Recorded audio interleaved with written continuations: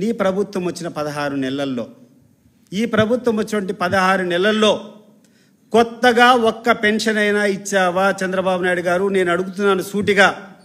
కొత్తగా ఒక పెన్షన్ ఇచ్చినావా? నువ్వు ఇచ్చినటువంటి కొత్త పెన్షన్ లేదంటే ఎక్కడన్నా భర్త చనిపోతే ఆ భర్త స్థానంలో భార్యకి ఇచ్చినటువంటి పెన్షన్లు తప్పితే కొత్తగా పెన్షన్లు ఇచ్చావా అని చెప్పి నేను అడుగుతున్నా. ఈ సందర్భంగా రాష్ట్ర ప్రజలకందరికీ గుర్తు చేస్తున్నా. నేను చంద్రబాబు నాయుడు గారు దిగిపోయే సమయానికి 45 లక్షల మంది ఈ యొక్క పెన్షన్ ద్వారా లబ్ధి పొందుతూ ఉంటే జగన్మోహన్ రెడ్డి గారి 5 సంవత్సరాల హయాంలో దాదాపు 64 లక్షల మందికి పెన్షన్ ఇచ్చేటువంటి పరిస్థితి. అంటే దాదాపు 20 లక్షల మందికి కొత్తగా పెన్షన్ ఇచ్చినటువంటి ఘనత జగన్మోహన్ రెడ్డి గారిది. మరి నువ్వు అధికారం వచ్చినప్పుడు 64 లక్షల పెన్షన్లు జరుగుతూ ఉంటే ఇప్పటి వరకు నాకున్నటువంటి సమాచారం ప్రకారం దాదాపు 7 నుంచి 10 లక్షల మంది లబ్ధిదారులు 60 సంవత్సరాలు దాటి వెయిటింగ్ లిస్టులో ఉంటే ఉండేటువంటి పెన్షన్లు 6 లక్షల మందికి కోత విధించింది వాస్తవం కాదా అని చెప్పి నేను అడుగుతున్నాను. ఏ రకంగా మీరు జగన్మోహన్ రెడ్డి పరిపాలనకు కంపారిజన్ అని చెప్పి నేను అడుగుతున్నాను. జగన్మోహన్ రెడ్డి ఒక హీరో.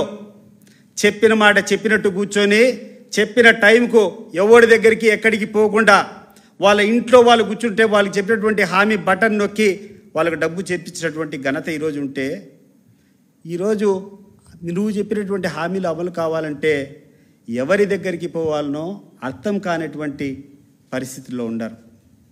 ఈరోజు ఈ పెన్షన్దారులకు అందరికీ మీరు ఏ రకమైనటువంటి సందేశాన్ని ఇస్తారో ఒకసారి చెప్పండి.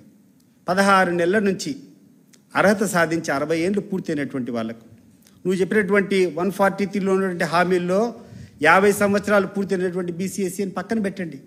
60 సంవత్సరాలు పూర్తయిన వాళ్ళకన్నా ఇవ్వాల్సిన బాధ్యత నీకుందా లేదా అని చెప్పి చంద్రబాబు నాయుడు గారికి నేను గుర్తు చేస్తున్నాను.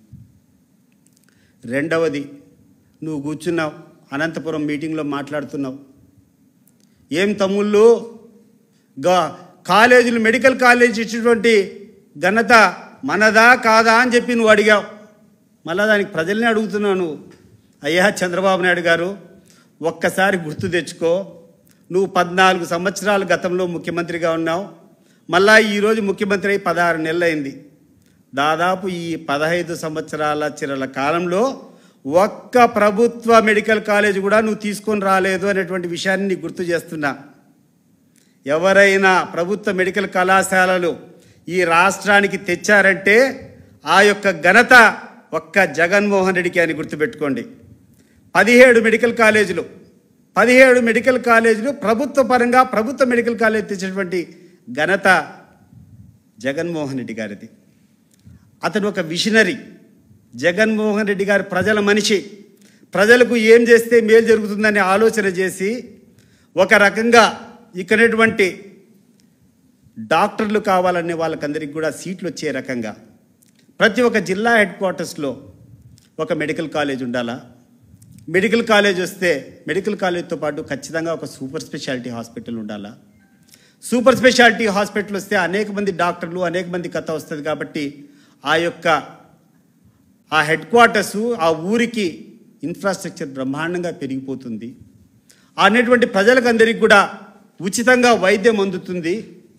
అనేటువంటి పేద విద్యార్థులందరూ కూడా తక్కువ ఫీజులతో మెడికల్ కాలేజీలో ఉత్తీర్ణులు కావచ్చు అని చెప్పి జగన్మోహన్ రెడ్డి చేసినటువంటి విజన్ను ఆయన్ను విజనరీ అంటారా? ప్రభుత్వ తరపున శాంక్షన్ చేసినటువంటి ప్రభుత్వ కళాశాలన్నీ తీసుకొని ప్రైవేటైజ్ చేయాలా, వీటన్నిటి కూడా అమ్ముకోవాలా, వీటి ద్వారా ఆర్థికంగా నేను బాగుపడాలని చెప్పి నువ్వు చేసేటువంటి విధానం విజనరీనా అని చెప్పి నేను ప్రశ్నిస్తున్నా.